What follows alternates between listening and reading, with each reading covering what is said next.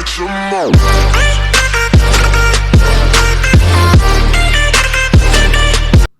Hello and welcome. आज हम discuss करेंगे लिमिट ऑफ ए फंक्शन। इससे पहली वीडियो में हमने कुछ थोड़ा बहुत जाना था लिमिट के बारे में कि वो क्या होती है। तो वो हमने पढ़ा था कि limit represent the idea of moving very close to some input of a function and observing its behaviour.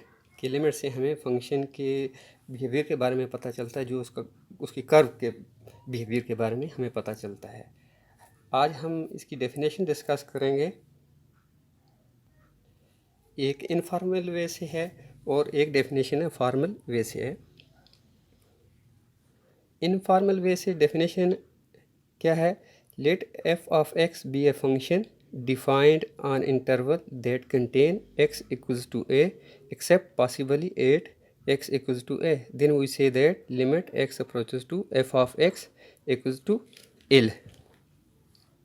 यहाँ ये बताया गया है कि अगर हमारे पास एक फंक्शन है एफ ऑफ एक्स जो कि डिफ़ाइन है तमाम वैल्यू के लिए, लेकिन हमारे पास एक इंटरवल है जिसमें x equals to a exist करता है। हम ए पे फंक्शन की लिमिट फाइंड करते हैं, लेकिन हम ए पुट नहीं करते, उसके करीब तरीन वैल्यू पुट करते हैं, तो हमें लिमिट एल आती है। अब यहाँ पे एल जो है ये भी एक रियल नंबर है। अभी चलते हैं इसकी फॉर्मल डेफिनेशन की तरफ, जो कि ज़्यादा प्रिसाइज है। इससे जो फॉर्मल डेफिनेशन है वो क्या है? Let a be any real number and f be a function from R to R. यानी हमारे पास एक नंबर है ए है जो कि रियल नंबर है, और एक फंक्शन है एफ जो कि डिफाइन है, जिसकी डोमेन और range set of real number से है, which is defined for all value of x with the possible exception of the point x equals to a, then the function is said to have limit L. L क्या है? a real number as x approaches to a if for every epsilon positive, या इसे आप कह सकते हैं epsilon greater than 0, then there exists a real number delta जो कि पॉजिटिव है, या कह सकते हैं greater than 0, which is connected with epsilon such that mod of f of x minus L less than epsilon, where mod of x minus a greater than 0 less than delta, we say limit x approaches to a f of x equals to L। यहाँ में क्या कहा गया है कि हमारे पास एक function है f of x और हम उसमें लिमिट फाइंड करना चाहते हैं, लेट्स से a पे, और जो फंक्शन है वो तमाम वैल्यू के लिए डिफाइन फंक्शन है। तो इसमें कहा गया है कि जब हमारे पास इनपुट ये होगी x minus a, mod of x minus a जो कि ग्रेटर देन 0 है, लेस देन डेल्टा है, और रेंज ये होगी, तो फंक्शन की तब लिमिट एल होगी। यहाँ पे एप्सिलॉन और डेल्टा यूज़ किए गए हैं, ये नंबर्स हैं, रियल नंबर हैं, जो कि बहुत ही छोटे नंबर हैं। मैं आपको इसके बारे में बता देता हूँ एक एग्जांपल के तौर पर ये कैसे नंबर हो सकते हैं। कोई भी हो सकता है, जैसा कि अगर हम यहाँ पे मैं लेता हूँ एक टाइम लाइन लेते हैं, ये मेरे पास 5 है, ये 6 है, यहाँ पे 4 है। देखिए 4, 5, 6 हर कंसेक्टिव नंबर के दरमियान अनलिमिटेड यहाँ पे भी नंबर एग्जिस्ट करते हैं, ये हम जानते हैं। वैसे अगर हम एक डेसिमल में लें तो कितने नंबर आते हैं? 9 आते हैं, 9।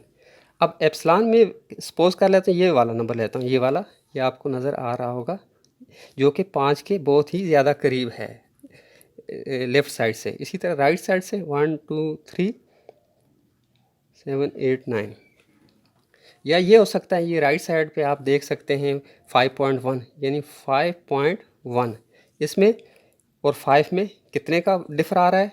जो क्या आ रहा है? 0.1 का आ रहा है। इस साइड से क्या है?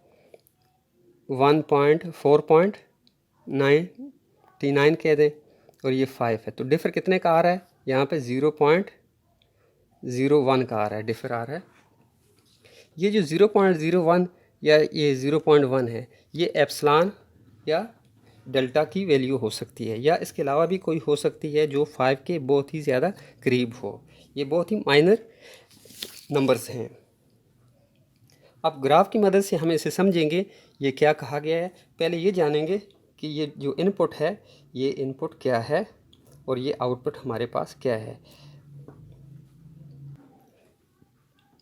लेते हैं, इनपुट है हमारे पास x माइनस ए मॉड जो कि ग्रेटर है 0 लेस देन डेल्टा, और जो रेंज है हमें वो बताई गई है F of x minus L का मॉड वो लेस देन एप्सिलॉन है, तब फंक्शन की लिमिट एल आएगी। पहले इसे सॉल्व करते हैं। जब हम मॉड रिमूव करेंगे तो हमारे पास आएगा x माइनस ए, साथ प्लस माइनस आ जाएगा, लेस देन डेल्टा।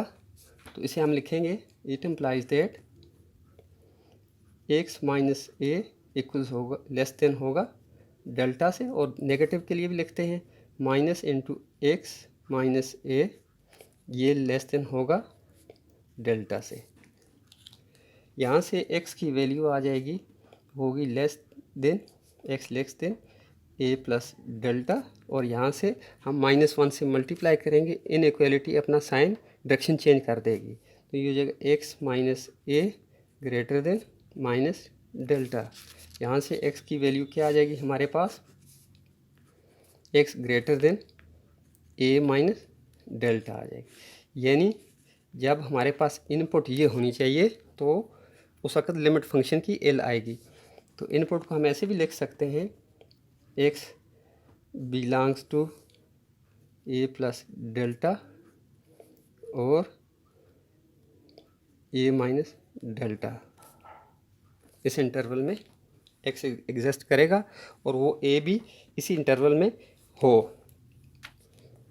पहले रेंज फाइंड करते हैं, फिर ग्राफ ड्रा कर लेते हैं। And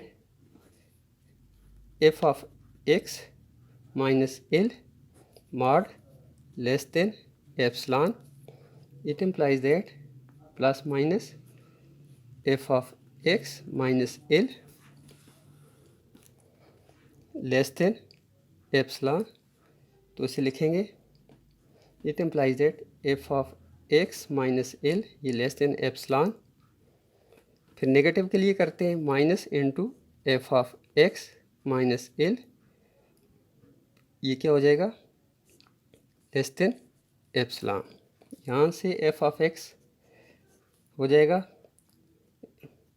less than L plus epsilon, और यहाँ से माइनस को पहले ले जाएंगे, इनइक्वालिटी डायरेक्शन चेंज करेगी, minus L greater than epsilon और f of x greater than होगा एल माइनस एप्सिलॉन। ये हमारे पास रेंज आ गई फंक्शन की।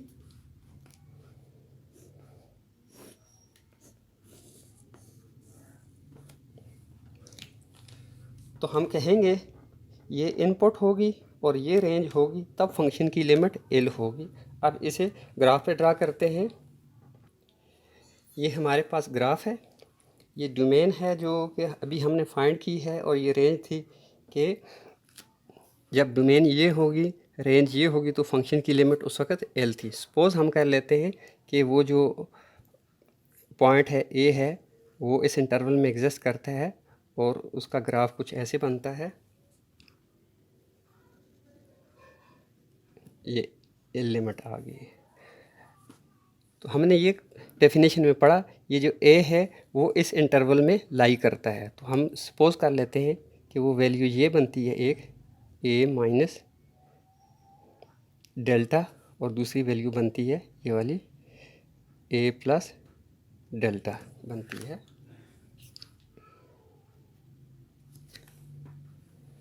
तो उस वक़्त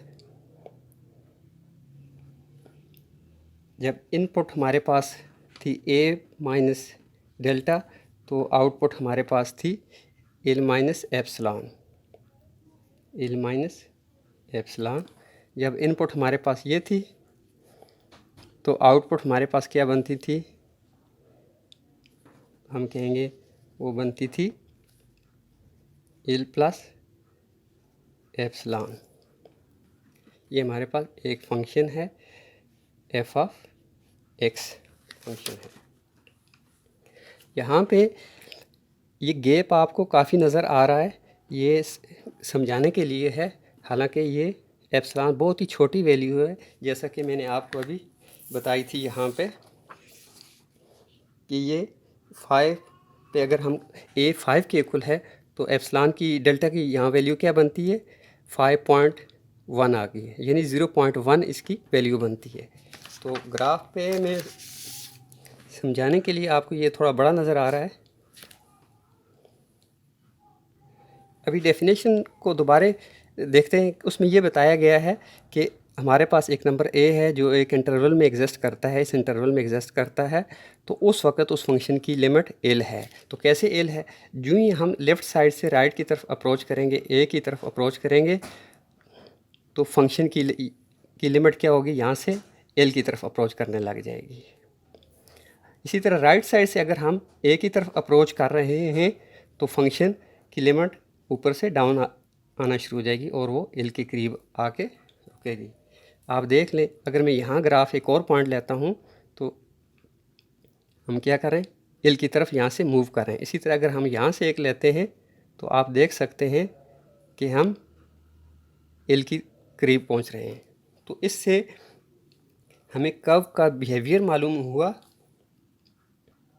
कि जब लिमिट ए को अप्रोच करेगी लेफ़्ट साइड से या राइट साइड से, तो फंक्शन की जो लिमिट है वो एल को अप्रोच करेगी। अब एक एग्जांपल करते हैं। हमारे पास एक फंक्शन है y इक्वल्स टू कह दें 10x, एक फंक्शन है। इस पे हम चेक करते हैं कि फंक्शन की और लिमिट हम डिस्कस करते हैं, किसी भी पॉइंट पे करते हैं।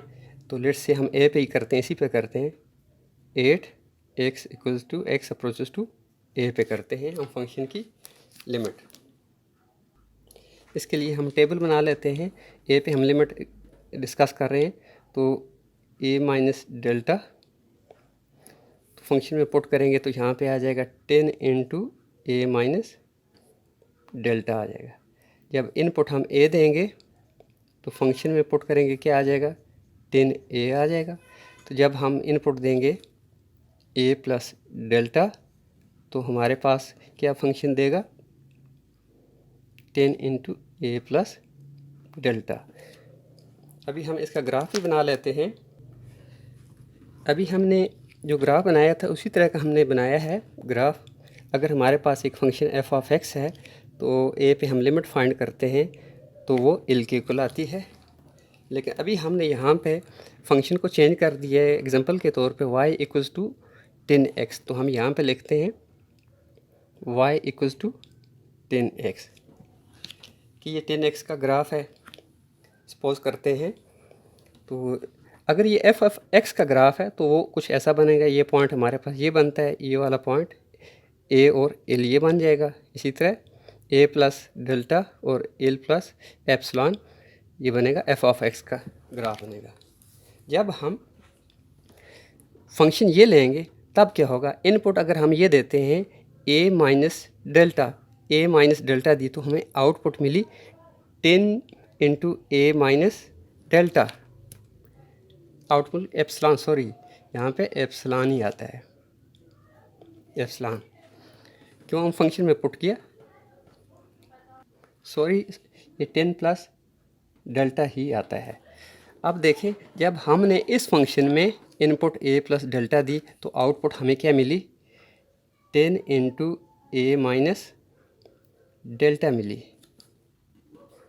इसी तरह जब हमने इस फंक्शन में a इनपुट दी 10x में a इनपुट दी, आउटपुट हमें मिली 10a।